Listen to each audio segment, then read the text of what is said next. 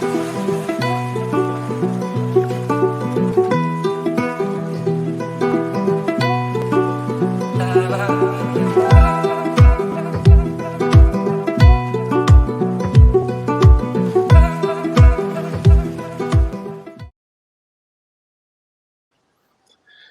and welcome back to our medicine families far and wide. We're extremely excited to have Jimena, part of our core council, interviewing Isira today.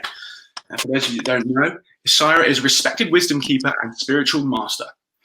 Isira offers a profound understanding of hope.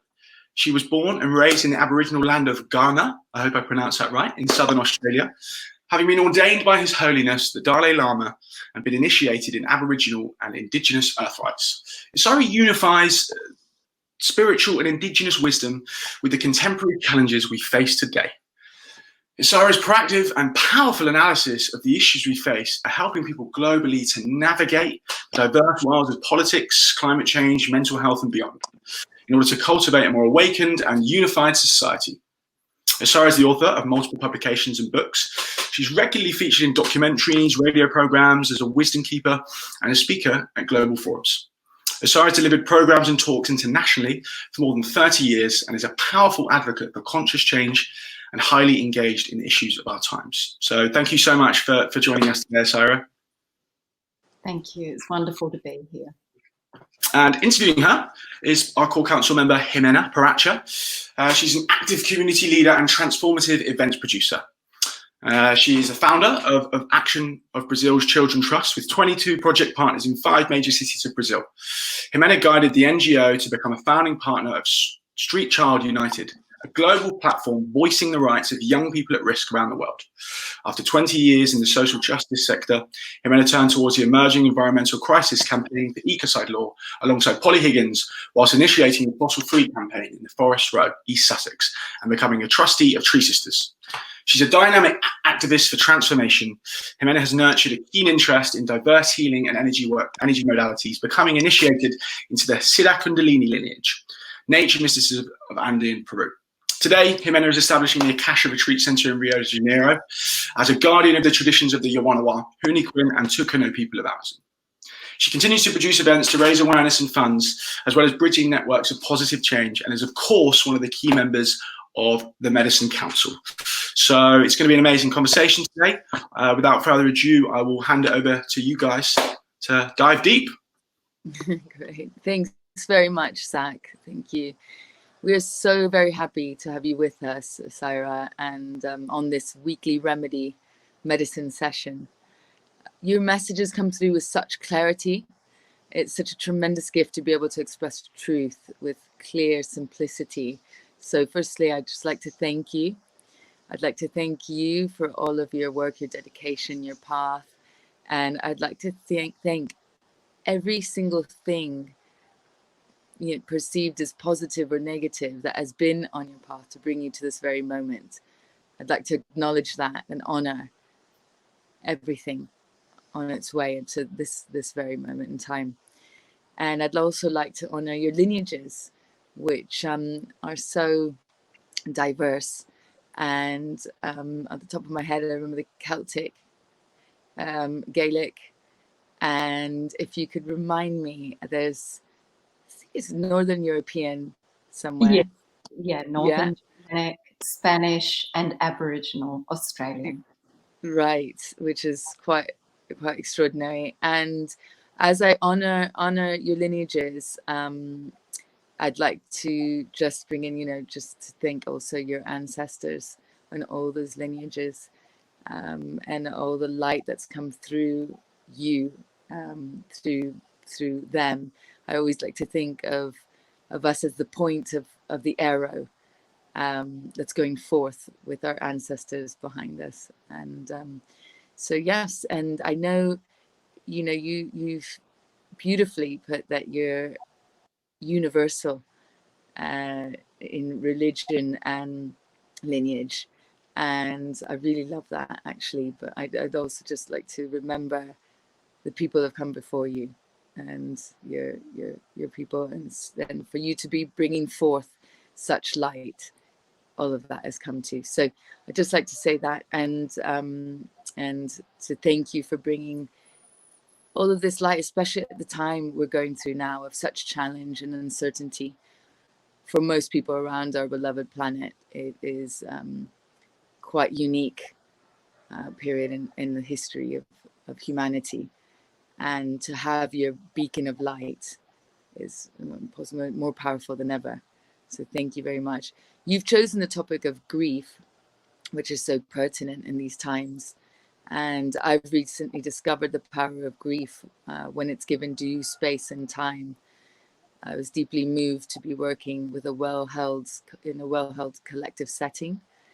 And we were soon given the permission to tap into our individual and collective grief and the vulnerability.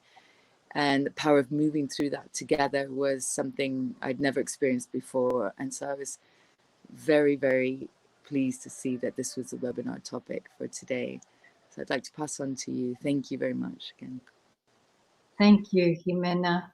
It's just wonderful to be with you, and indeed to acknowledge your presence as well, and everything that has brought you to this moment, and of course all of our listeners. I love that you comment on the point of the arrow, and really that not just our ancestors are behind us, but every single event, everything that happened or didn't happen, where, how, when, is all part of this living moment. And in our tradition as an Indigenous woman of Australia, we experience very deeply the convergence of all time and place, and the transcendence of all time and place, and the unfolding of all time and place. And so that's very much what is happening now, is this fulcrum of events on the planet that represent that whole spectrum. And the very fact that we are disconnected from that relationship consciously is what underpins the discord, the disruption that we are experiencing, our inability to meet the immensity of change that is occurring. And that disconnection means that we are out of accord with our true self, with all of those elements of what makes us being and existence. So we resist change. We, as a result of that, live in deep fear. We feel a severance at so many levels that we haven't really recognized consciously. So most people on the planet don't even realize that actually, basically every human is living in some form or degree of grief. And that might sound like a strange thing to say, because, you know, we want to look at things from a point of pure beingness and light and positivity and hope. Of course, if we're not able to acknowledge the shadow and the elements of us that are disconnected or misaligned, we struggle to actually be in a state of harmony. So I like to consider, first of all, what really is grief? Because if we understand what this is, then we can begin to recognize it in the historical footsteps that are part of our ancestry and the colour of our living moment and the fracturing of the events that are occurring in the world, that we have reached, I feel, very much a chronic time and a tipping point where we have experienced so many disruptions and a cascade of crisis events that means collectively we are actually in a state of overwhelm. Grief is a change we did not want. Fundamentally, that's what grief is. And so this is why I comment that if we are out of alignment with the true nature of ourself, our essential nature and the natural laws of life, we actually cannot embrace change consciously. And if we cannot embrace change consciously, we will resist it, we will fight it, we will reject it, and consequently, we will always be feeling that actually the most meaningful changes that we're faced with are something we don't want. So we collectively are living in a state of paranoia on the planet. We're paranoid of change. So yeah, that also isn't it said that everything that we resist persists? And so, right, and so if we don't go with the flow of change, then we are creating friction against what is happening instead of the acceptance and surrendering and allowing it, including the grief. Absolutely. Absolutely. And not just friction, but cumulative tension, cumulative stress. We build up this body of pain and suffering and conflict and grief that is unmet, it's unacknowledged, it's unnamed. I feel this is probably one of the greatest opportunities that we're faced with now, given the global climate of the pandemic and the environmental crisis that is really very present. The greatest gift is for us to acknowledge the grief of our times, to name it, to recognize that we are all sharing this as a result of our disconnection, as a result of that misalignment to ourselves and to nature. And so all the conflicts we are facing can be traced back to our disconnection and dispossession. Disconnection from ourself, from creation, from spirit, and from nature, from country, from place, from the natural order of Mother Earth. And the disconnection from the divine intelligence within us is quite severe. And I think just to see, as you spoke, I could feel the power of us connecting into the fact that we are in grief, and to be united through that, and how this can be a transcending tool that's very strong and perhaps not in the awareness of many people. Absolutely, because this is one of the most important aspects to our process of transformation. It is the power of acknowledgement, because what we do not acknowledge, we actually cannot meet, we cannot change, we cannot grow through. As long as it remains unacknowledged, it remains buried in some part of our psyche. It's that unmet pain and grief that perpetuates itself. It is passed on down the line. And so this is what we're seeing cyclically, is through family generations, that the unresolved, unmet pain, grief and trauma is being passed on generation to generation to generation.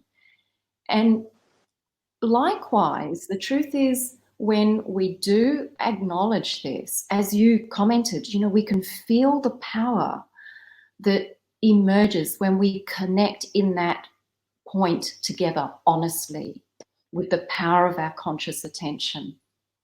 And it brings us into a space of vulnerability.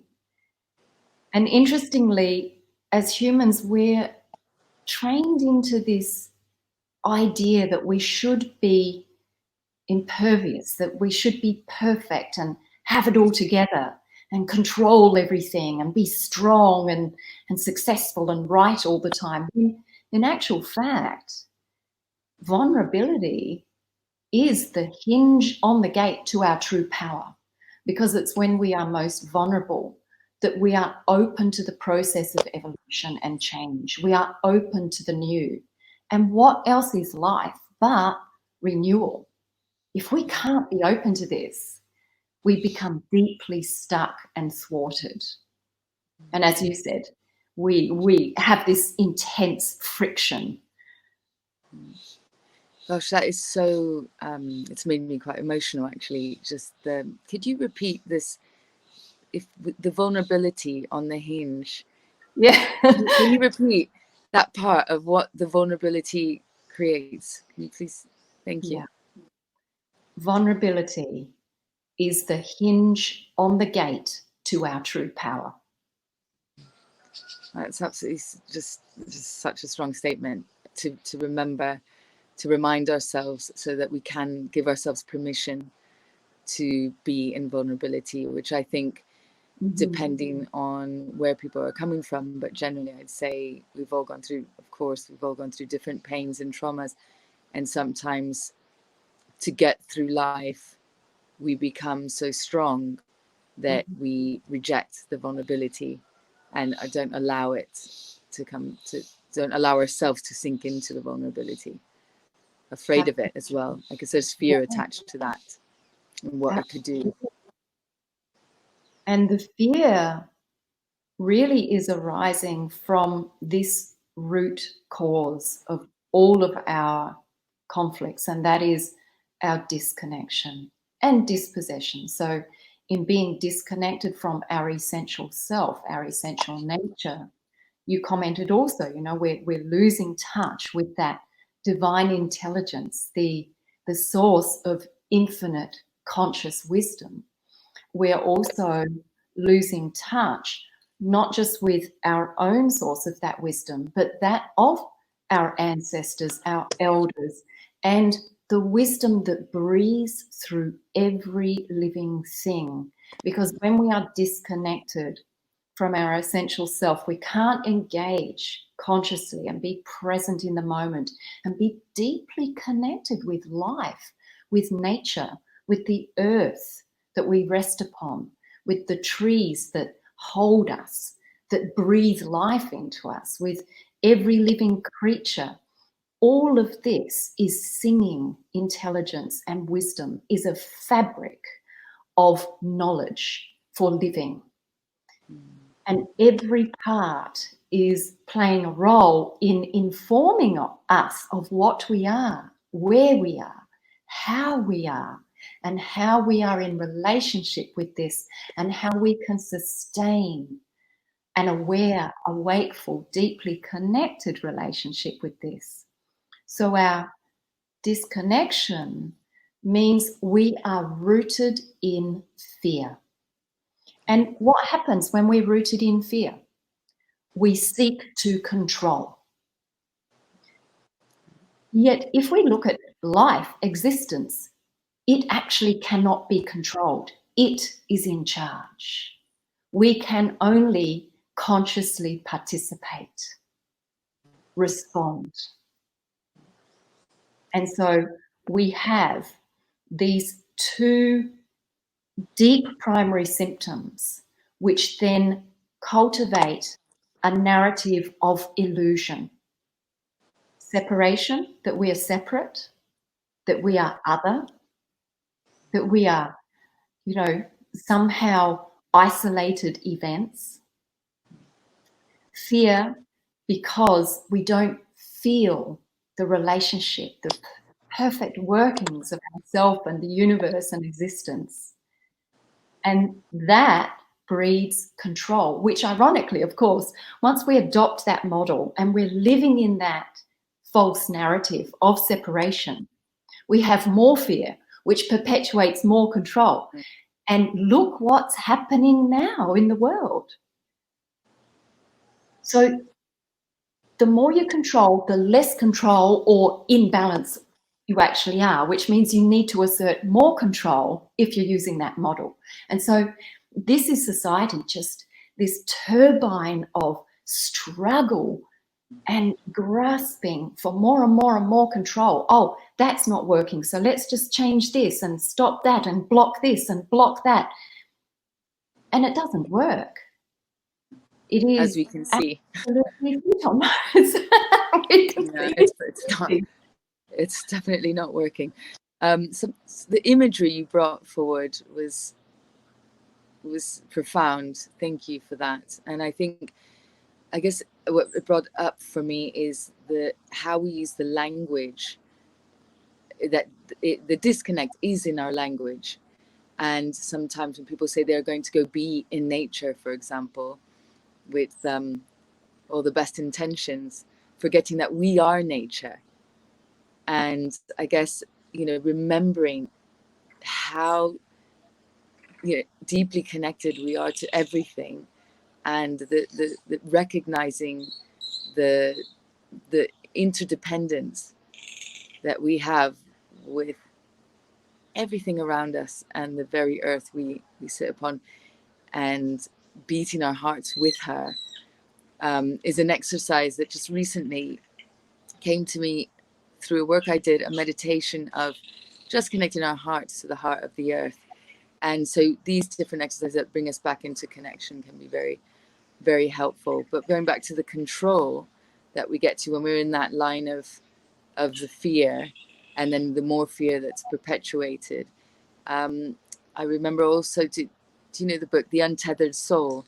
In this book, heard of it, but I haven't read it, but I have heard of it. Yeah, it's quite a goodie, and it's The Untethered Soul. It talks about how even in our minds, that kind of monkey mind that's so mentioned in many different cultures is our narration of what is happening. Okay, this is a tree, I'm walking towards it, and this narration is a form of control as well, which is why I guess quieting the mind, and just allowing ourselves to be is so important. I'll let you go on with the where you were at with the thread of going through the fear and then this control, and look at where it's brought us.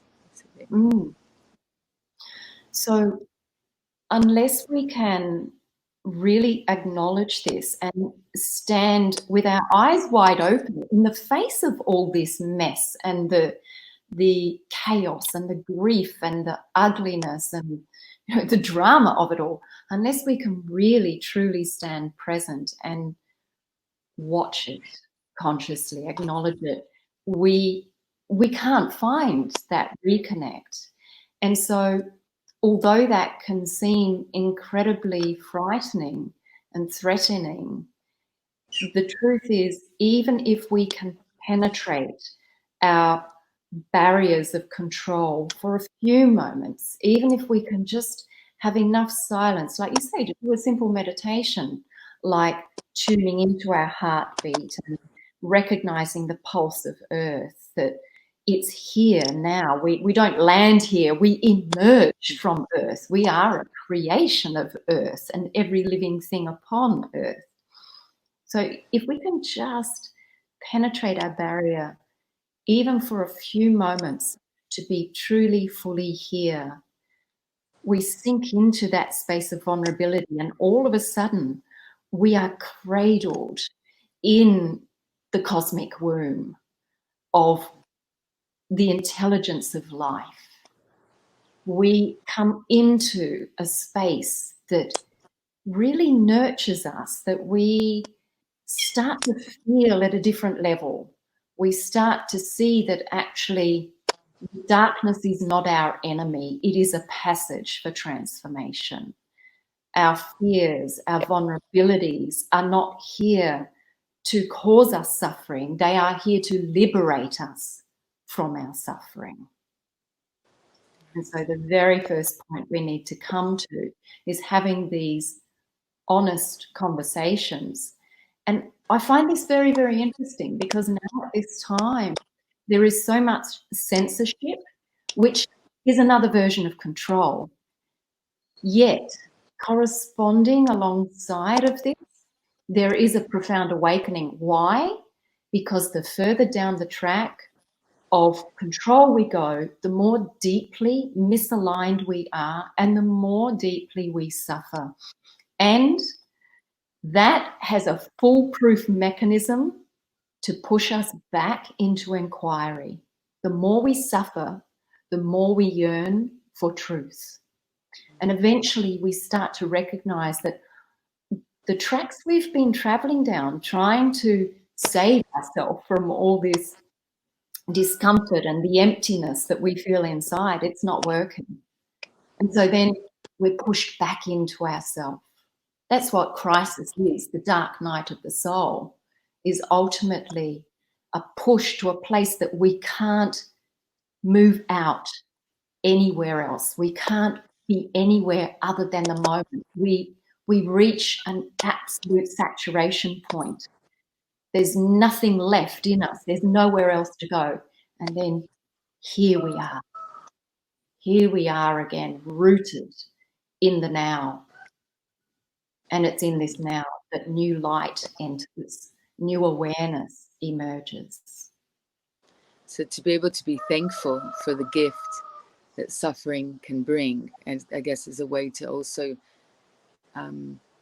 allow yourself to be in it, to be in that dark night of the soul, and truly sink through, knowing, you know. So I guess once you've gone through that a few times in your life, and you realize, okay, this is coming, and it's a time of change, and it's bringing me deep into suffering, and actually being able to embrace it and allow it to come in, knowing, okay, this is the difficulty, I guess, is sometimes you don't know how far down the hall you're going to go.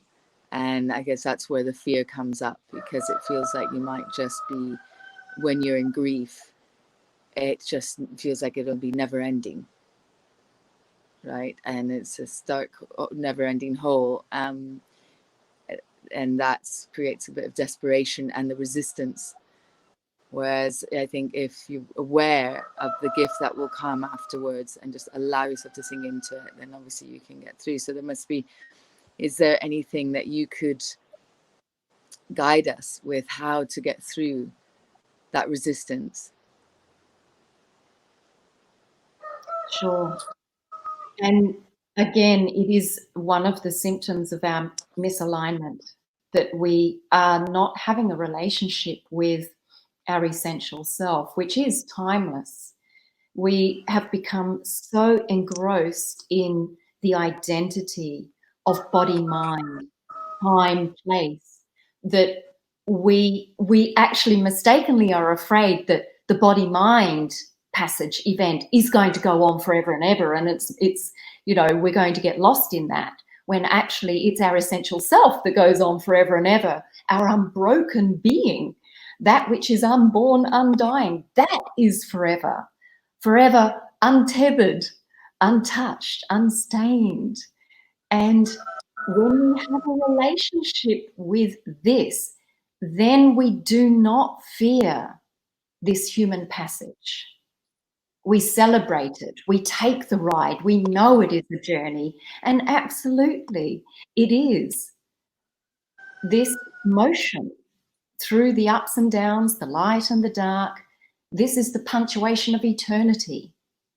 This is the rhythm of the infinite.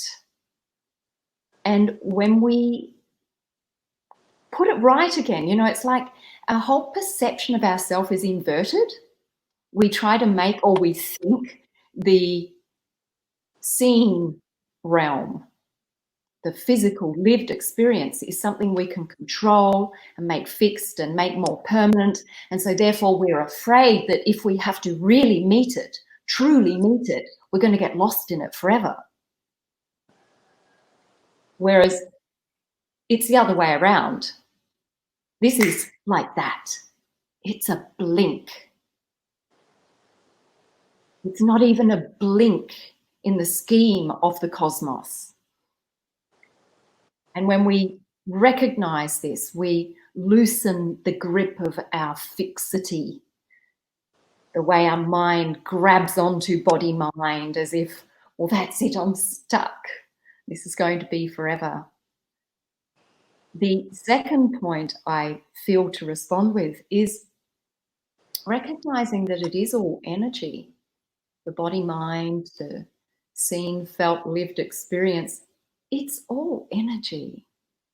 And energy is passing. So again, if we start to witness the nature of life again, and we watch nature, we see that it's all this constant changing mirage of energy. Everything is flowing. Nothing is stuck. Everything is in renewal, transformation. And if we watch nature, we see a sunny day comes and then storm clouds gather. And maybe there are, periods where it's intense. The timeless essence of ourself, and That's we've right. got it all reversed. So we're really fixed in this identity of body, mind, and our lived experience, as if it has some permanence, and as if we can control it in terms of permanence. And actually, it's the lived experience, it's the level of form that is impermanent. It's constantly passing and changing. So if we don't have a relationship with our soul, our essential self, we become trapped in fear. We get lost in the fixity of mind and identity, which disables our ability to see our true nature, to have a true relationship with that. So the first point to restore our ability in embracing change and vulnerability is to get back inside, is to really meditate and reconnect with our inner being. Because once we do make contact with that consciously, it is so innate in us that we really know the timelessness of ourself. We really do, if we can just rest into that more regularly and deeply enough. And the second aspect is that because of that fixed referencing, we're always going about trying to control everything. And really that's the fear behind it, is that the timelessness is not something we can control. It's beyond our control. Nature existence is beyond our control, really. So once again, if we don't restore right vision and right connection in right order to life, we just find it very, very difficult to move with it. And it takes just a few little shifts of our attention to restore that. I also spoke about energy, how everything actually is energy. And so we can watch nature, we can watch a storm, and it's dynamic, and it's, it can be intense and an upheaval. And we accept that, we embrace that, because we're accustomed to recognizing the transience of weather. But because we're so fixed and identified with our body, mind, and our stories and the idea of what we are as a physical being, we don't see ourselves in the same way. But if we turn around for a few moments and recognize, you know what, this body mind is like the weather. It's changing from moment to moment. There's sunny moments, there's dark, cloudy moments. And behind all of that, just like nature, just like the sky, behind all of that is what the Tibetans call Osel. It's the clear light of consciousness. So it doesn't matter whether the sun is up or the moon is shining. It doesn't matter if there are clouds covering the whole sky, if it's raining, or if it's a brilliant blue day. When we recognize that energy of our being and that everything is in flux, we also recognize that, hang on a minute, there's this pure essential self behind all of that is unchanged. I am that, the awareness, the clear light. And so then we gain a bit of a distance, a bit of breathing space between the sense of ourself as an identity and the events that are happening. That gives us a bit more freedom and room to become a witness. And once we become a witness and we watch it, we start to see it for what it is. And we realize we're not going to get stuck in it forever. Right. I guess that's where the tools of meditation are so helpful, because the more that we can rest in that knowing, and in the peace of the bliss internally that is connected to everything and all things and all consciousness, the more we can then allow for the changes, allow for the suffering to come through, allow ourselves to sink into those spaces that of deep darkness that will actually be the windows into the light. And so I know you do encourage meditation, and you have a lot of meditation recordings on your website that are very quick to bring you to that place, if you can be as present as possible. And so I'd like to ask you, when did you start to meditate? Because I know in your history, you from a very young age were spontaneously meditating and doing yoga. And I don't know what age that is, but I know it was whoever was observing you was like quite unusual for the time. Yes. Well, in reflecting back to those early years, I recognized that I was actually meditative from the beginning. I was witnessing. I was awakefully present, engaged, experiencing. I was experiencing the entire light field and just so engaged in it.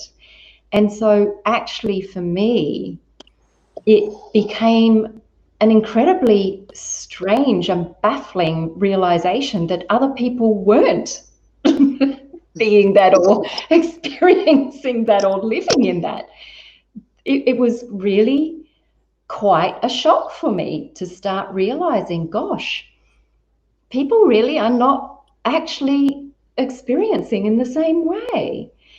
And it was that dawning realization and the shock of it that made me incredibly curious. So then it became more than just naturally, innately being that.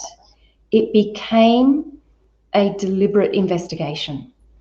I became an explorer of consciousness, of life. I wanted to know its workings, and why was it that other people were not feeling, seeing, experiencing the wholeness, the connectedness, the infinite self. Like I recalled former incarnations, I experienced directly timelessness, and as I said earlier, the convergence of all time and place, so past, present, future, formlessness, etc. And I recall at around the age of 7 taking on deliberate investigation. And so I started to watch, because I realized I was so constantly awake, fully aware, and everyone else would go to sleep, and there I would be awake. The body would go to sleep, but I was awake. And so I started really watching this, and I noticed a pattern, for example, in breathing. And that right on that tipping point where the physiology shifts into a sleep state, the breathing would shift into a particular rhythm.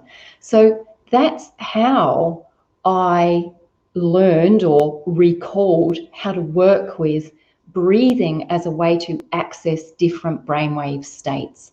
I didn't know how to describe or explain that when I was only 7 years old, but I was directly experiencing it and understanding it. And so in my later years, after I'd gone through more formal passages of retreat and,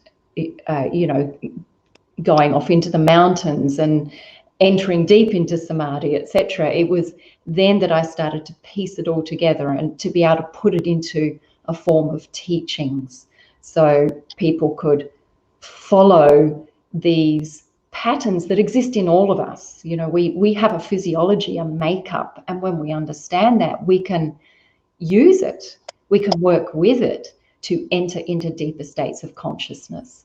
So that's behind all of the different methods and practices that I provide as teachings and tools, like you said, on the website and the platform that hosts or holds most of that material, called The Awakening Place.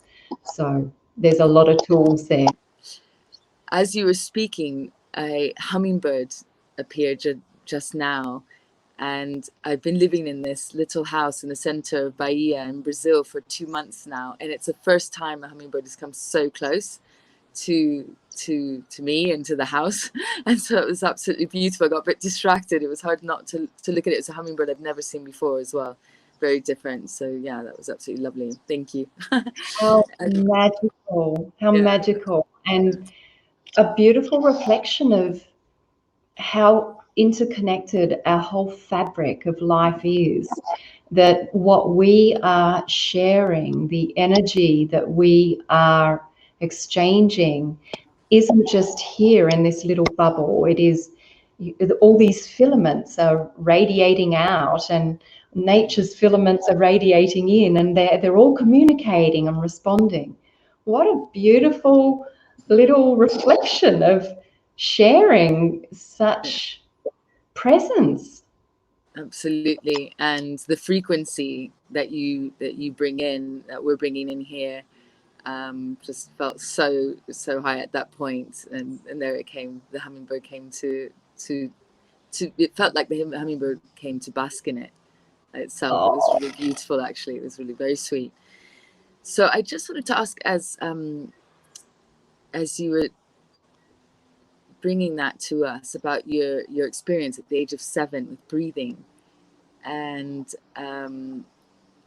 what was, as a mother, I guess this is why this question comes for me, is I'm curious about what your environment was like growing up with your parents, your family, and how that was for you. So one of the reasons I am deeply in touch with grief and crisis and trauma is because I grew up in a very disruptive home environment. I experienced a lot of abuse. I experienced a lot of bullying in my youth. My family found it very, very difficult to understand me. And likewise at school, I was alienated. And the abuse of the environment led to a point of me actually leaving home as a teenager. So I was homeless, and as a consequence, I ended up in a very threatening situation and encountered extreme violent attempt of murder and violation. Now, during all of that passage, despite the intensity and extremes of abuse, I had this immovable conscious connection with my inner being. And I was constantly exploring that and how it was that I was aware of and experiencing this transcendent awareness and consciously recognizing the interconnectedness of everything, and was living in a field of abuse and violence.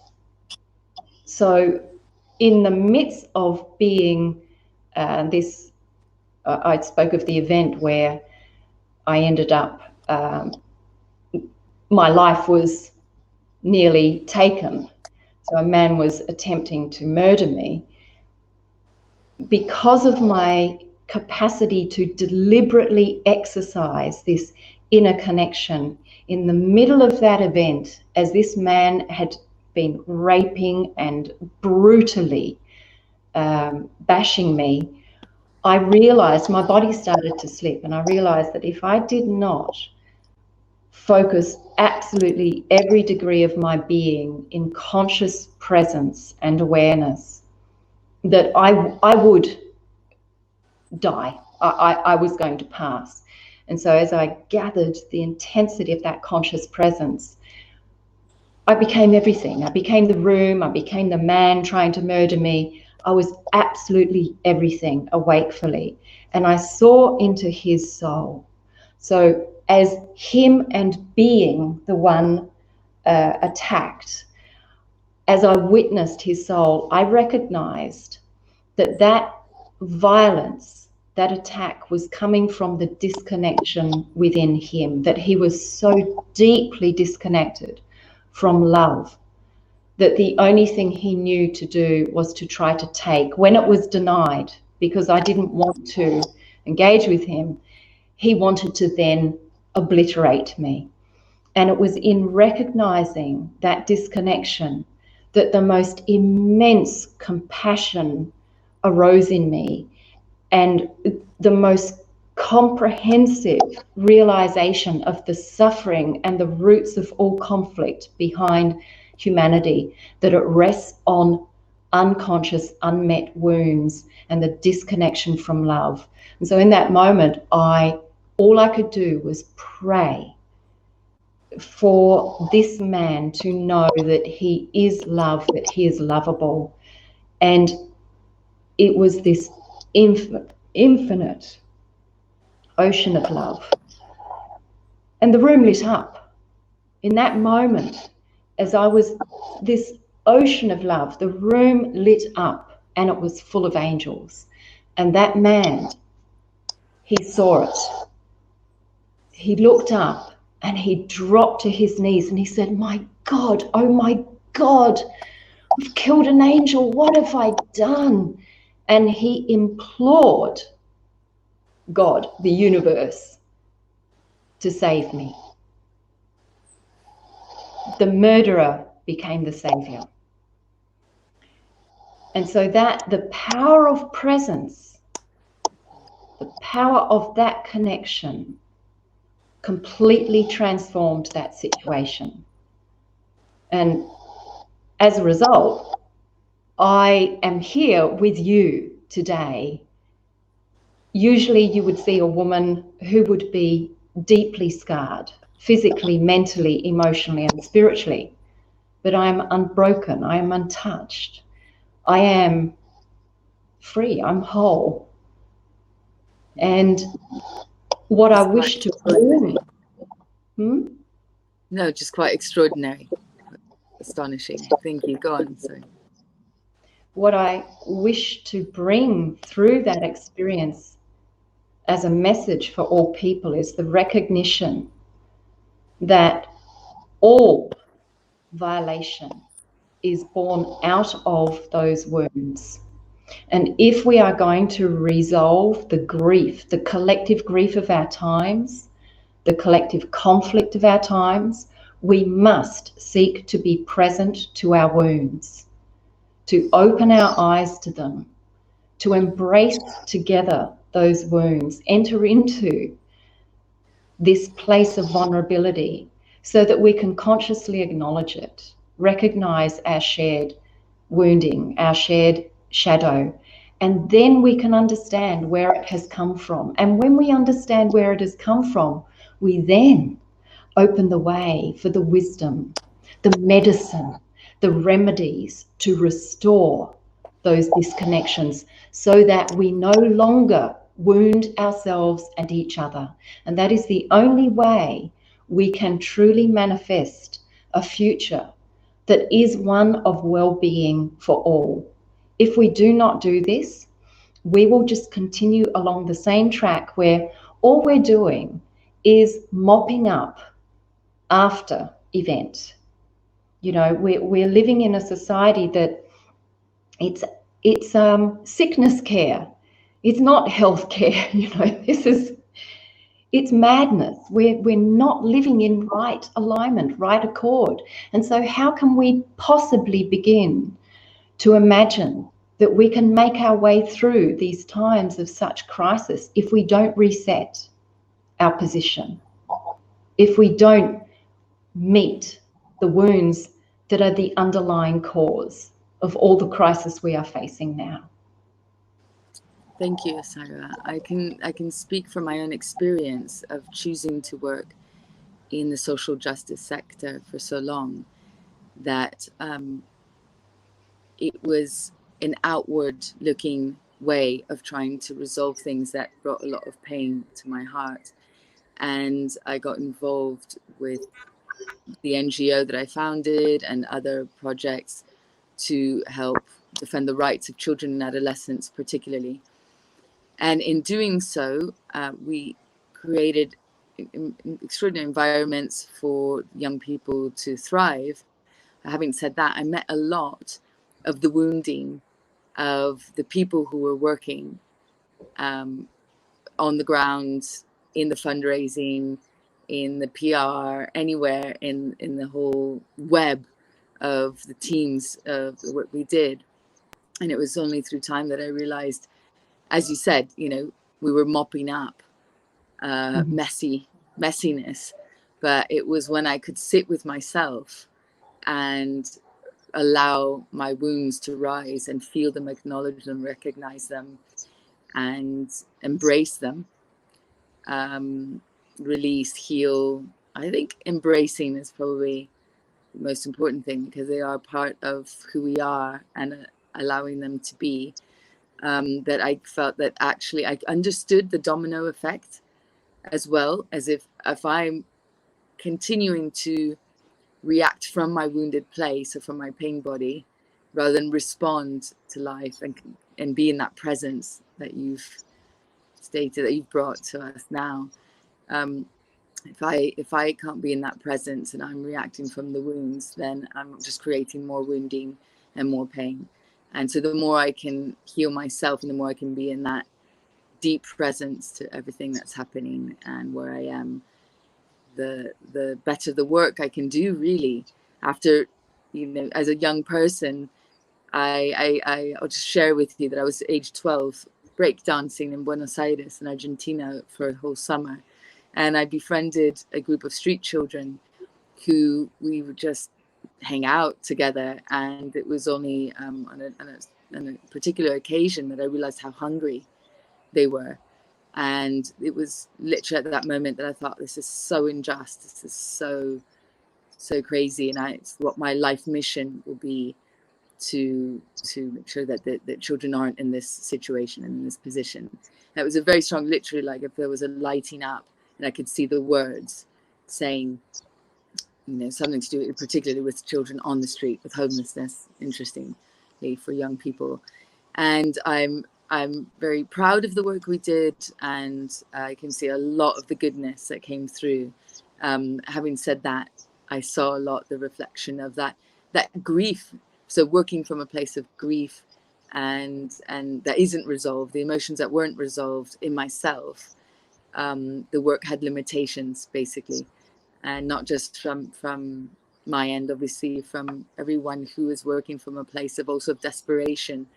And rather than going into ourselves, being more present with our own wounding and allowing the healing for ourselves individually, and seeing how then coming from a different place, you can multiply the positive changes that you would like to see in the world. Absolutely. And how incredible that, there's this dichotomy that whilst we are experiencing the traumas and the crisis, that there is so much beauty that emerges from it, that we reconnect to our humanity, that we rediscover the shared threads of our lives, and we begin to nurture those again. And so whilst we ultimately wouldn't wish for the world to be so full of trauma and grief, it's the thing that we are all sharing in at this time that is actually going to restore us. And one of the recognitions I have, and you would as well, Jimena, as an indigenous woman, is this profound understanding of our people, all indigenous people around the world, that the environment in which we are living is underpinning our wellness. And we know that all mental health issues is related immediately to the lived environment. What is happening in the family? What is happening in the schooling? What is happening in the societal systems and structures? So everything we're looking at points back to this collective fabric that we need to understand. And I like to remind particularly truth seekers or spiritual seekers that we oftentimes talk about the change arising as a result of our inner work, you know, that it's an inside job, and that our restoration of our inner being is key to transformation. What I recognize is that that's actually only part of the whole picture, perhaps even a quarter of the picture. So if I look at the underpinning wisdom of all Indigenous people, I see what I refer to as the 4 pillars of law. And these rest on the one central tenet, and that is that all life is interconnected and interdependent. So if we look to all Indigenous people around the world, we know that there is that shared recognition, that knowledge, and everything sits on top of that shared acknowledgement.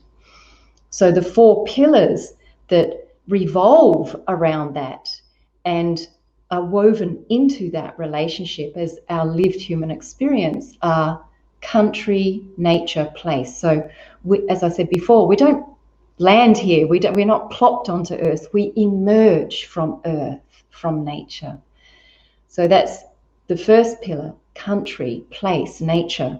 The second is kinship, relationship. So as we emerge, we're in relationship to nature, to the family that we're born through, to all the creatures that are part of the living fabric of the environment. And so that kinship and relationship reflects back to us our interconnectedness, our interdependency, and our relationship with something bigger than just ourselves. But it also reflects back our uniqueness and the responsibility that we hold to maintain that relationship with the source from within us, from where we emerge from formlessness, the unseen, our soul, and that timelessness, and that relationship we have with our ancestors and our emerging, our children, and all creation. So that timelessness, our soul. And the fourth is the cosmos. So the cosmic patterns of creation, all the laws between micro and macro, cause and effect. Now, if we disconnect one of those threads or pillars of relationship, and one of them is destabilized, our whole sense of well-being and fabric of stability begins to shake. It's no longer stable. You start to disrupt or disconnect 2 of those and it becomes shaky. You disconnect 3 and it's starting to unravel. You disconnect 4 and it's collapse. So what we are seeing in the world today is this. We're seeing that for many, many people around the world, all 4 of those pillars have been severed. We have been disconnected, dispossession from country, from place, from nature, and that's very raw and fresh for my ancestors. I come from a lineage of the stolen generation. That trauma was buried, hidden, pushed away in a dark corner, made a secret. And that's the history for many of our people. So dispossession, then disconnection from that whole lived fabric of kinship, of all these relationships that actually nurture us and guide us and inform us of ourselves, of life, and feed us with love. And then thirdly, as a consequence of that, our incapacity to navigate ourselves, to have a deep connection with our own inner essence. And therefore that disrupts our ability to have a real relationship with life and each other. And we are then unable to see that cosmic relationship between form and formlessness.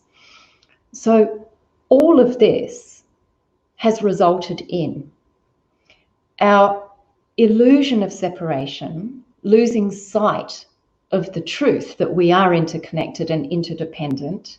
So first and foremost, the illusion of separation, that breeds fear, which then perpetuates the behavioral pattern of control. And when you have those three dominating the human mindset, you are disrupted from the natural law and order of things. You're unable to live with change and to move through passages of change. And so actually, crisis is the symptom of that.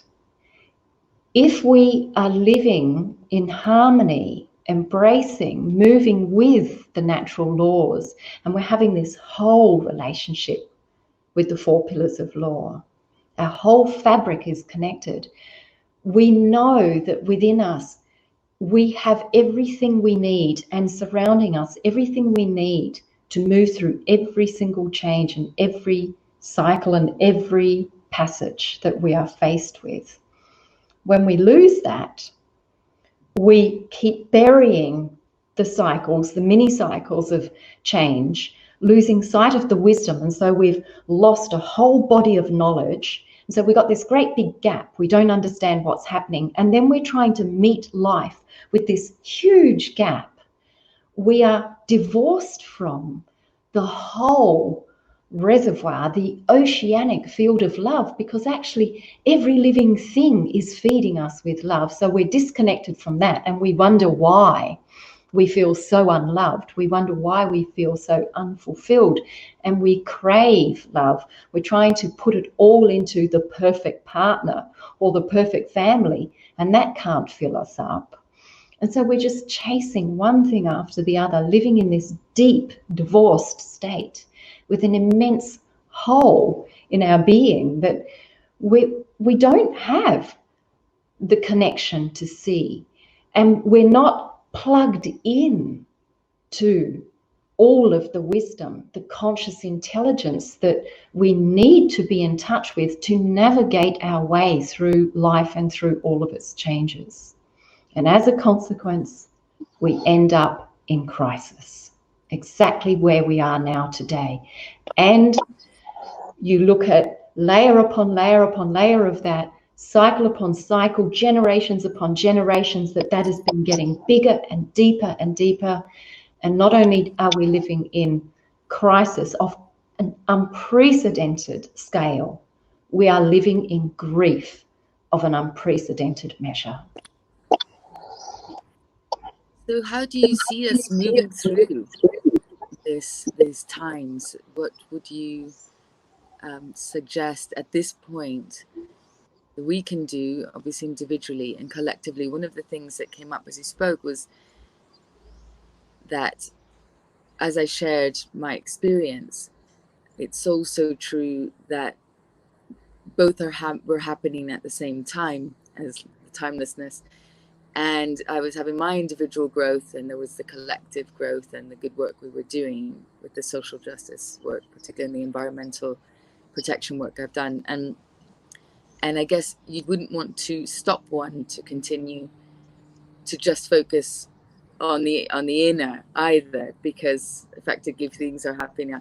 So how can we move through this moment in time and be active in becoming more present, deepening our connection, and also perhaps, as I think a lot of people of our viewers will feel, that they wanting to do something to help encourage the transformational changes we need at this time to go forward in the most healthy way possible. So I guess this is why I introduced and outlined the 4 pillars of law, because it actually is a system. It is a holistic system, understanding actually the real living system of ourselves, and life is holistic. So when we recognize that, we actually have a navigational tool. We're able to identify each of those core areas in our self and our own life. And even if we begin with the smallest steps, it is restoring that whole fabric. So by reconnecting with nature, taking your shoes off, standing on the bare earth, make sure you take that time daily to feel the connection, nurture the connection with earth and nature. Secondly, make sure that you're taking the time for quality presence with your loved ones, with relationships, with yourself. And that means being fully in the moment, not wanting it to be different from what it is. That is absolutely number one key. Although, and this is the tricky thing, because as humans, we have this incredible tool, right? But this tool can actually get in the way as well, because we think about the future and what we want and what we prefer. We can see our problems. We recognize where we went wrong in the past. So we're in the moment already trying to work out how to get to the next moment and what we want in the next moment, when actually what we need is to just be absolutely here without seeking to change it whatsoever. And this points to a particular practice that our indigenous people speak of that has been lost. And that is deep listening. So when we are truly engaged in the now, and we're connected with nature, we're connected with ourselves, we're connected with each other, we're not seeking to change the moment.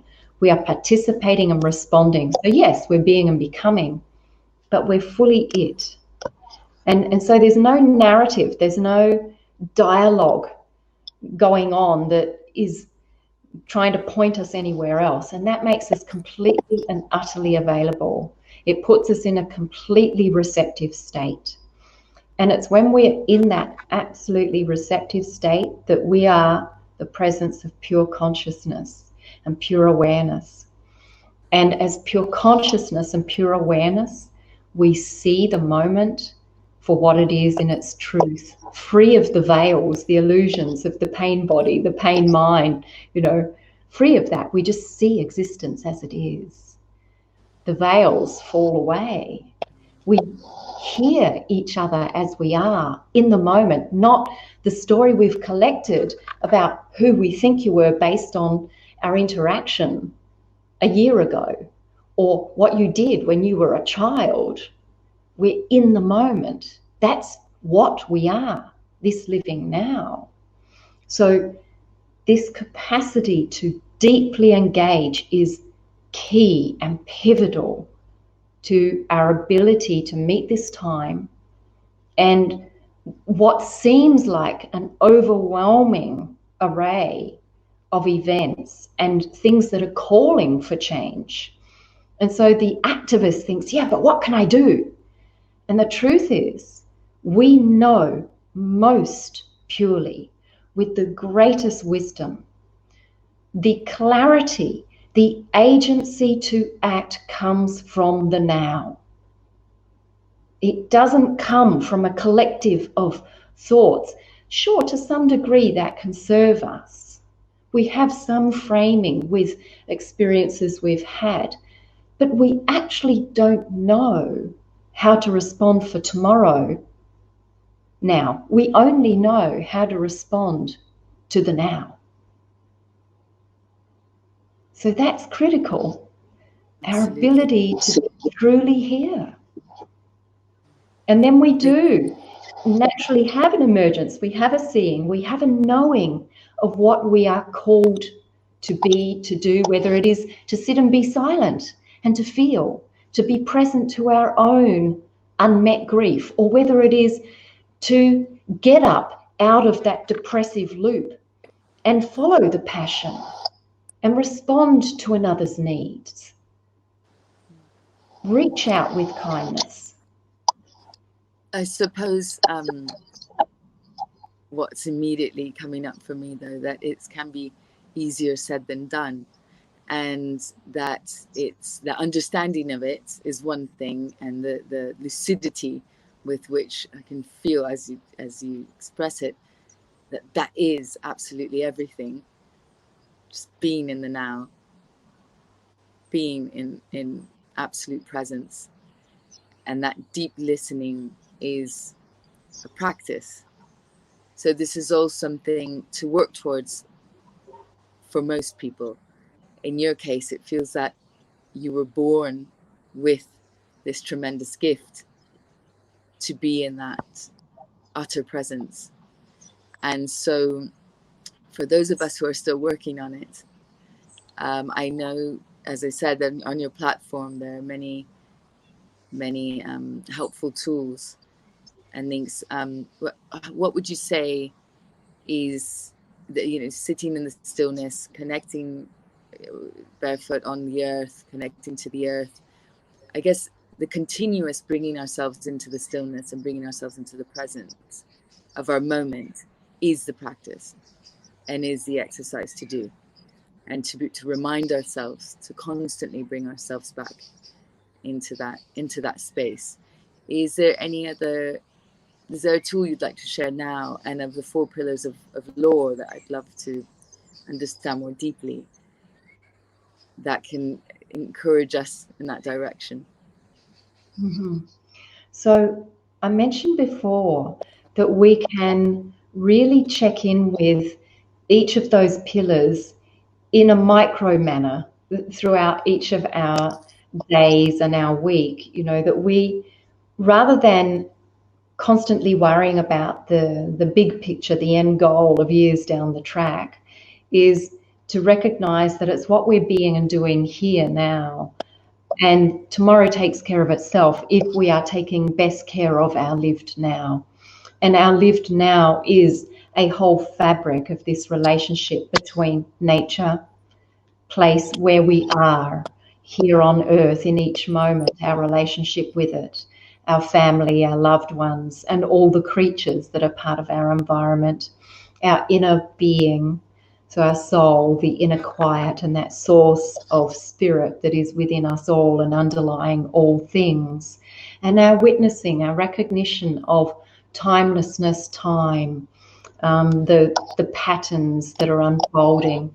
So if we check in with that daily and we ask ourselves, have I sat with earth today? That's going to really strengthen and nurture our ability to be more grounded in the now. And the more often we do that, the more natural that becomes, rather than an effort to keep bringing ourselves back to it. So am I giving the time I need to be deeply present with earth, with nature? Am I giving the time to feel what others are feeling, to be in the present moment with them, to be a space holder? Am I giving myself that space? Am I recognizing this play of timelessness is emerging from here now? So it's about checking in with each of those pillars of life and nurturing them. What happens then is we begin to respond more naturally from the now. And yes, we get big vision. Yes, we see further down the track. For example, of course I plan. Of course I have a vision for events forthcoming.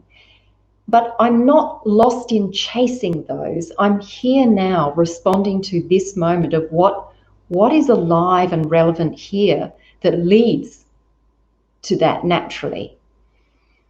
And as long as we're taking care of that, we deepen our ability to be in right relationship with ourselves. And we begin to meet those unmet layers of our own wounding. And there's magic in that, because we think of the wounds as something to get rid of, usually. We just want to get past it. But actually the wounds, the grief, the spectrum of the dark emotions that we're constantly imagining are bad and wrong are our guides. They are our teachers. And when we thwart that, we lack maturity, because each of those energies and emotions contains fuel for an evolved experience, for our evolution. So just like a child, if we block that, if you tell a child when he's crying and throwing a tantrum, be quiet, stop that. Gradually what happens is a suppression of the energy and a conflict of messages. So we're using the same energy to tell the child to be quiet. The child's energy becomes trapped and is not free flowing. Remember, we were talking about energy before. So what happens if you block energy? It becomes a putrid cesspool, basically. So when a child is trapped in that way, then we see an adult still behaving from that child's mentality, which is what we see happening the world over, that most adults are still operating from frozen parts of childhood because they weren't liberated, they weren't free to go through the process of evolving. And so that's one of the key messages for now, for what people can do to actually move through this passage and into a place of right alignment, right seeing, right thinking, right acting. Because if one's own wounds are not liberated and you're not able to access the wisdom from within yourself, you won't have the full wisdom, the true alignment, the authentic knowing of yourself that will actually give you the natural impulse. It will guide you into action. And that's probably the most important content that we need to salvage now. Absolutely. Thank you for that. I think a way that I've been welcoming to help me even realize and be aware of the moments when I'm not in right relationship is to myself and to others, is the physical body can give us that signal. Sometimes if we feel, as you say, our energy being stuck, we can feel it in our bodies, can't we? And there's a bit of an encyclopedia of our body also trying to tell us something. And so you could feel when you're in conflict, that tightening in your solar plexus area or other parts of your body that is saying something's not right here. This isn't, or I'm moving in the wrong direction. So how to be with that feeling in the body and breathe through it, and then settle into that moment and allow for it to come through and to speak to us. And through this practice, I found a lot of wisdom come through for myself as well, which was unexpected. I was looking in other places in that kind of blissful place of being present, and actually being able to connect and listen to what my body's trying to tell me as well, so that then I can come back into alignment in that very moment. So yeah, is that something you work with as well? Oh, absolutely. It's so true. There are constant signals informing us of how we are positioned in ourself, and that ability to recognize those signals is key. So yes, being present to what's happening in the body. And this points to the principle I was mentioning before, which is deep listening. And so actually the real key to all of this transformative work and to coming back into alignment is about cultivating and creating a receptive state, which allows us to be deeply engaged in the now. And if you think about the average human condition, it's not receptive because there's too much noise and activity and held story going on in the mind, and a projection of that story outwardly, and a projection into the future, or a holding on to the past. So there's all this noise which interrupts our ability to really see, feel, hear what is happening. And as I said before, it's what is in this moment, how it is, what signals it is giving that informs us, that guides us to respond to life. So it's all about a receptive state. And when you talk about being in touch with the body, that's exactly what it is. It's a receptive state of feeling and listening. And one of the ways we can get deeply in touch with that without being reactive to it, because for a lot of people, again, like you said earlier, you know, sounds great in principle or in theory, but in the actual practice can be incredibly challenging or uncomfortable for many people. So one of my recommendations is to practice putting your attention into the 5 senses, so that instead of first getting hooked up in the emotional body and the emotional signals, is to get in touch with pure energy moment. So if you hold your arm right now, you just grip it and you put your attention there and you just feel that energy, it grounds you immediately in the now. And it's not a conditioned experience of that.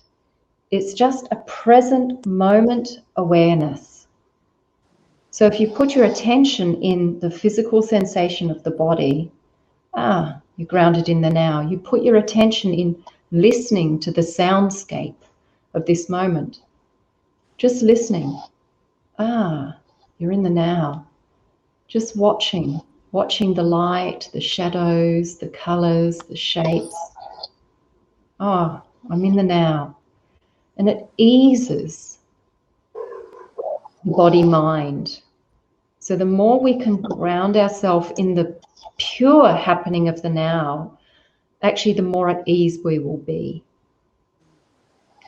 Now, there's one other really important point I want to add to this, and that is, likewise, many people are trying to come into that state with an already deeply disturbed energy body, where they may be holding incredible level of anxiety or depression or anger, frustration.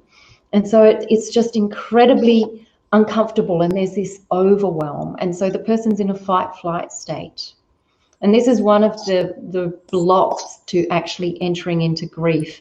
If we don't shift that flight state and the fight, it's very, very difficult to come into present moment and to really lean into our grief.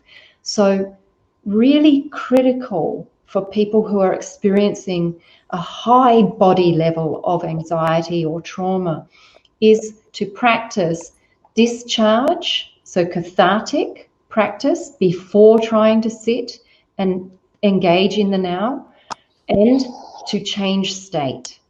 So by change state, I mean if you're caught up in that loop of depressive thinking, the moment you notice that, there's always this witness in here that at some moment does catch you doing that, recognizes it. So the moment you recognize it, change state. You might be sitting in the same chair, having the same thoughts. Get up, move to a different room, put on a different set of clothes. Then do something cathartic, discharging. Do some deep, heavy breathing. Shake your body vigorously. Go outside. Run up and down on the spot with your bare feet. Roll in the grass, whatever it is. Do something to discharge some of that accumulated energy, because one of the blocks to people entering into a deeply meditative state is exactly this. If the body-mind is agitated, it's like this. And there you are with the idea, that the wish, the story, but I want to be this. But you come in here, you try and you sit down, and you're sitting down and you're like this. You go, be quiet, mind. Okay, breathe, be quiet, mind. And really we need to capture that energy and emulate that energy and do something with it to disperse it or to wear it out. You know, it's like a wind-up toy. So it needs to wind itself out.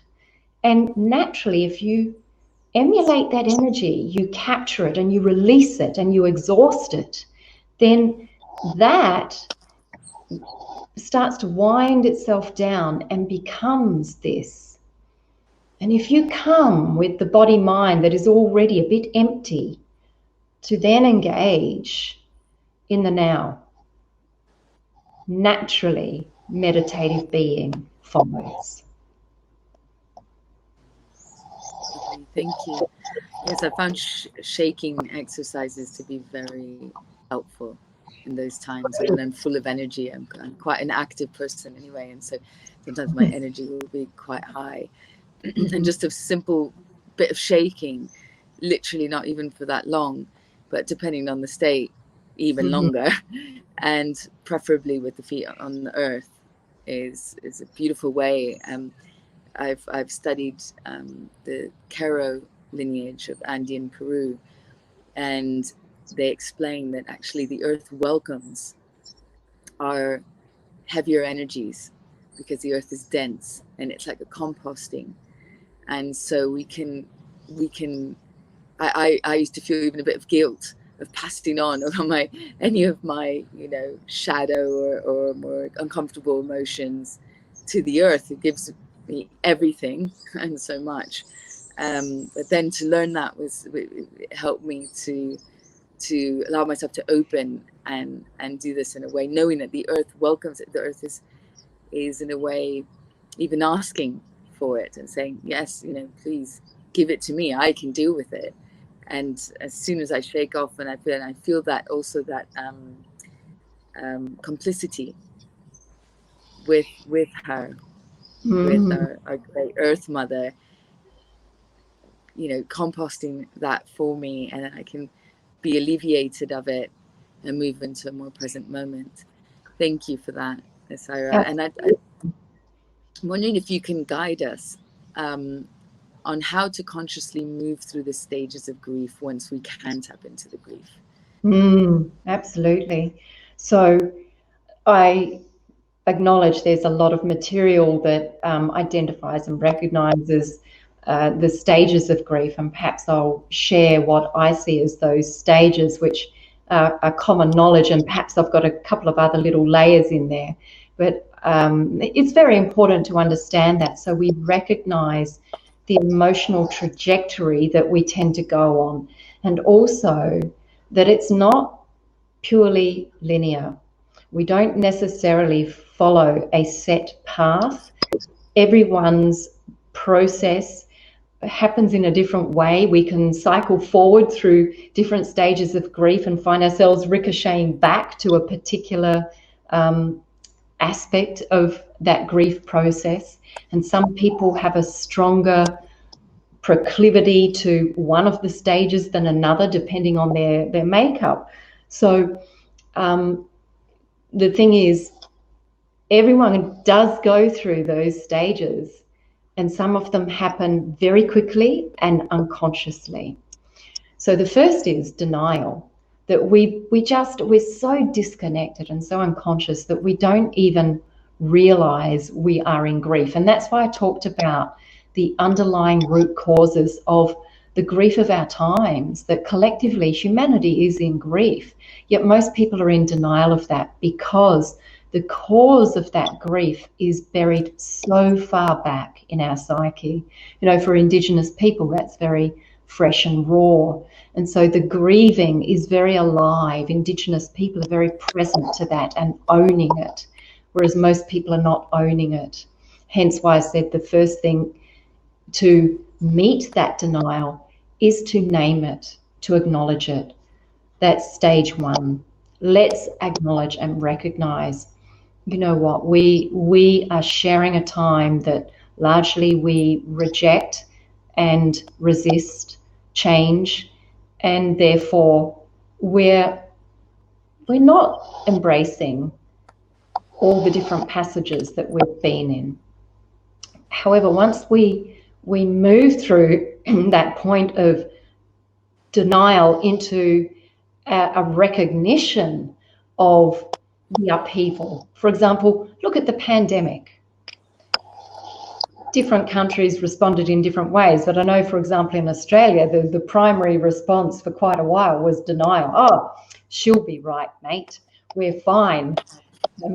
But once the reality sets in, there's shock and anger. And that shock reminds us, it's a jolt. It reminds us of how out of alignment we are with the natural order of things. So it's our opportunity to go, okay, I'm feeling shock, I'm feeling angry, so something must be out of alignment. Remember that no matter what your form of shock or anger, it's a messenger saying something is not in alignment between your inner being, the stories you're holding, the expectations you're holding, and what's happening externally. So there's a misalignment happening. That's the second stage, shock and anger. The third stage then is bargaining. If we're not actually consciously meeting what is happening and going, right, opportunity to come back into alignment, we go into this bargaining. Well, if I do this, then I can still have that, can't I? And so we're trying to hold on to the misalignment. We're bargaining our way around it, trying to say, oh, but, you know, okay, existence is trying to show me, well, it's not really like that, but can't I just keep massaging it and, you know, trying to force it into a different shape? So that behavior, again, is a reminder that we need to get back on board with the way life is working. And we need to get into a more witnessing and receptive state, an acknowledging state of reality. As difficult as that is, we have to be fully present to whatever it is and not run from it. If we don't, the fourth stage then is depression and isolation. And that is because we've resisted the reality, the truth of it, no matter how ugly or horrendous it is. And we then get trapped in this story that that's it, it's done, there's nothing else. I can't see the end to this. Oh, it's hopeless. Because we then trap it in this box, this story. Well, that's it. That's my life. That's the experience. And we lose sight of this moving kaleidoscope that, you know, it's not going to stay like that. It's a transition. It's an opportunity to reset, to realign ourselves, and to welcome new possibilities. So depression and isolation, when we withdraw, is actually the invitation to open our vision again. It's when we're no longer receptive, we're not opening to, you know, what really is happening. And there's something bigger than just me here. Life is taking care of things. And so depression indicates a loss of trust. And a loss of trust comes because we are misaligned.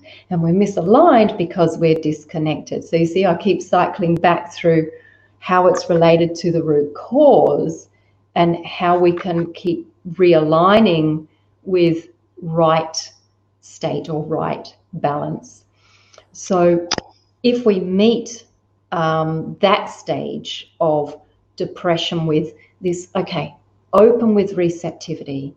So we know one of the keys that we teach people who are suffering depression is to reach out to others. And that restores this recognition that we're not alone, we're not isolated, we're not cut off from life, the universe, from each other. We are supported and we're part of a bigger process of life and growth. And that restores our trust. The next stage from that, because there's this opening again to the fabric of life, is actually reflection. And so that's where we then take a hold of the receptive state of consciousness and mind.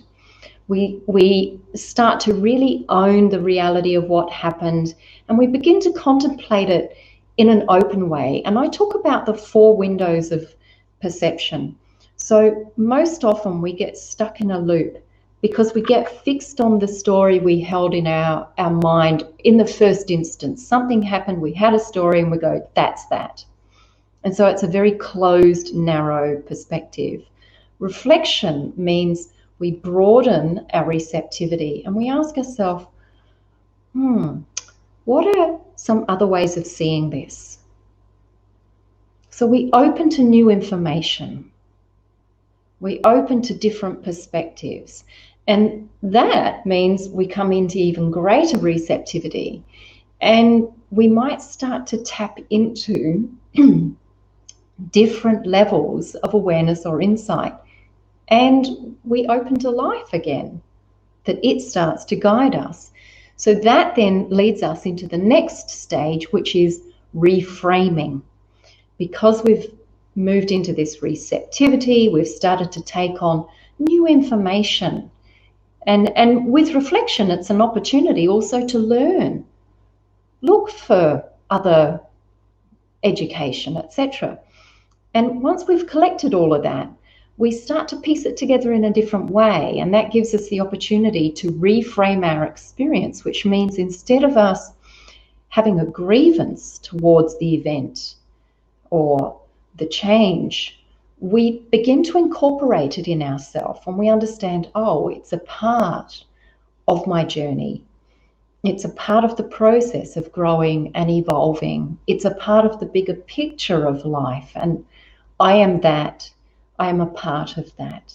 And so with that reframing, we enter into the next stage, which is understanding. It's a new level of understanding.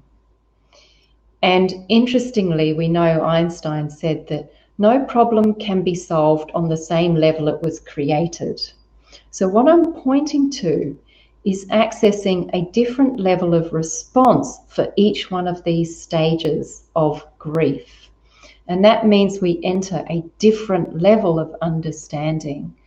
So rather than an understanding where we go, oh yes, okay, well, I lost my job, or the world has changed. Okay, I understand that.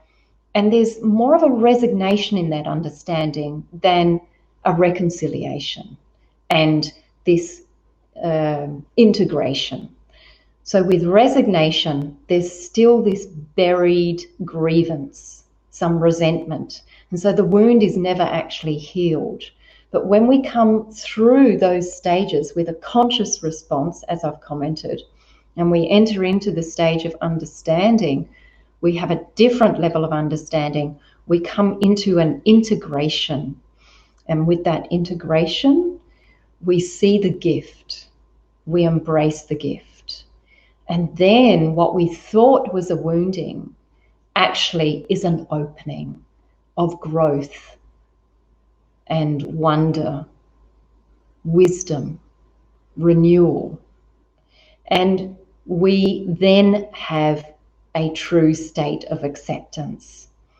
With that true state of acceptance, we're brought back into wholeness. That's what acceptance is. It is an inclusiveness. It means we accommodate all of the parts of ourselves and the entire experience. We don't want to flick off or reject any little part of it. We say, thank you. Thank you. This is life. I am this. All of this is creation, self. Thank you for this gift. And so with that state of acceptance, which is integration and wholeness, then we do have the final stage that we can reach to, which is restored hope, renewed vision. We then see the gift for the future. And we know that actually every one of the changes we go through, they're the passage, they're the birth canal for regeneration, for renewal. And so this is why I say it is so important we acknowledge our shared passage of crisis now, that we are in a time of collective grief, because when we name it and we can enter consciously into these stages of grief and we arrive at a place of true acceptance, we will then arrive at a place of shared hope and vision. So this is it. We are reawakening. Our grief, the intensity of our grief, is actually the indication that we're starting to recognize things have not been okay as they are, and they can't keep going that way. They have been unsustainable.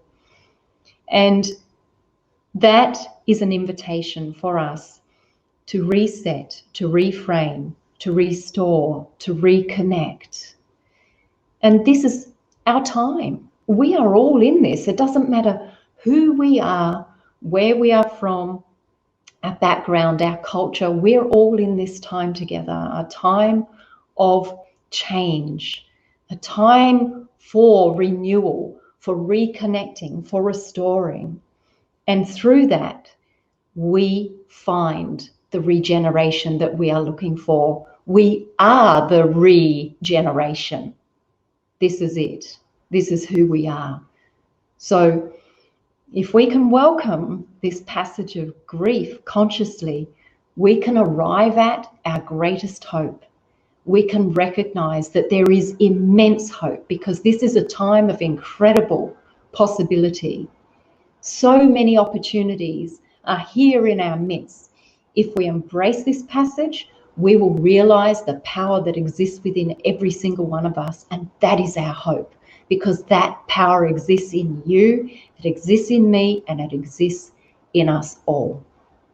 Thank you, Isira. Thank you. Such an honor to have you with us, and this is my first ever official interview in my life, and what a heart-opening, expansive, and enlightening, illuminating time. Thank you very much. I think from what you just said, to remember that deep receptivity that we need to strive for. And if I can ask you one last thing, it's something that came up a few times, and that is about trust. I know I mentioned before this, that when we resist, things persist. And so if we can remember that, even just for that reason, open ourselves to the experience, because we know that if we keep on resisting it, it's only going to persist anyway.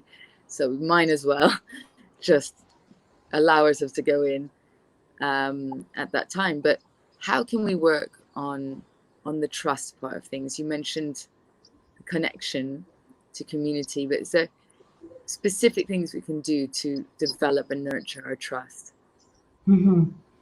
So I'm going to come back to this point about vulnerability again, because we have mistakenly substituted trust with control. Because society has been eroded, our true connectivity, and therefore the truth of interdependency and to work cooperatively together, means we have generated an untrustworthy society. And as a consequence, as I said, we're driven by the model, the narrative of fear, separation, and the behavior to deal with that is control. So people mistakenly think that the more they control, the more they can trust. And that is the greatest illusion, because actually the more we try to assert control, the more fear we are living in. And as I commented earlier, we actually cannot control nature. Nature is its own set of laws, its own power and force.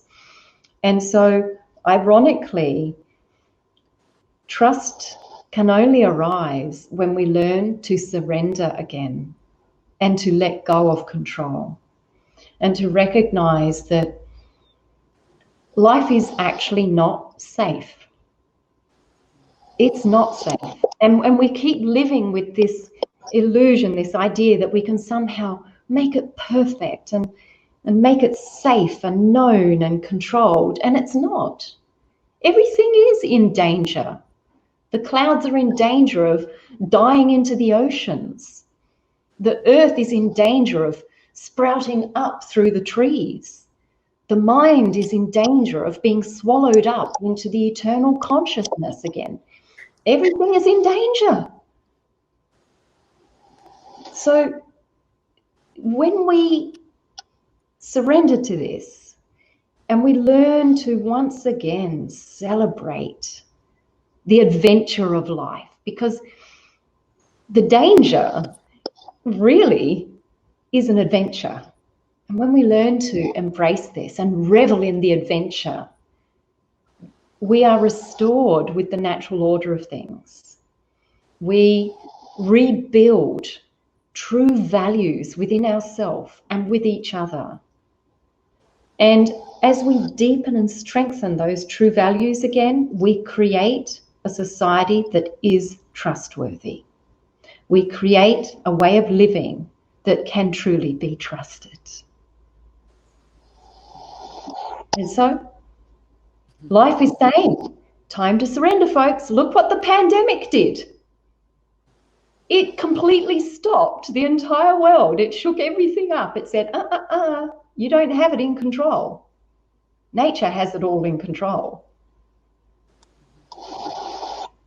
And this is it. And, sorry, yes. in observation, if we can be more connected to nature and be at peace with watching the change of the seasons and the living and the dying, and that it's part of that, we are part of this immense oneness and timelessness and our essence, and we can trust that and rest in it and flow with it, then we can be a complete and whole part of everything and allow it all to unfold.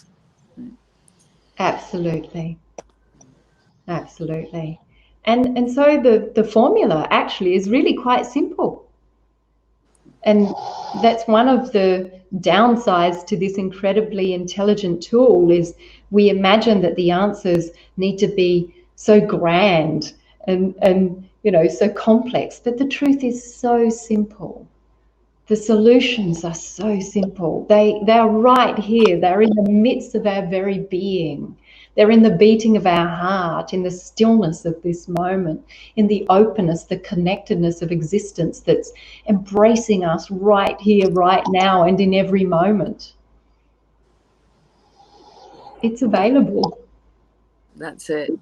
Isira, thank you so very much. Again, I'd like to just recognize your tremendous gift of expressing truth with such simple clarity, clear simplicity. It's absolutely sounding straight to the heart. Thank you very much for joining us and for being part of our weekly remedy here on this medicine online session, and for the connection we've had. I really appreciate it. I'm very grateful. Thank you. Thank you, Jimena. It's been such a joy and a beauty to share with you, and full acknowledgement to your presence and the grace that you hold in the journey as well. And I'm sure that everyone who is listening can feel that shared presence that exists within each of us. So thank you to everyone. Yeah, thank you.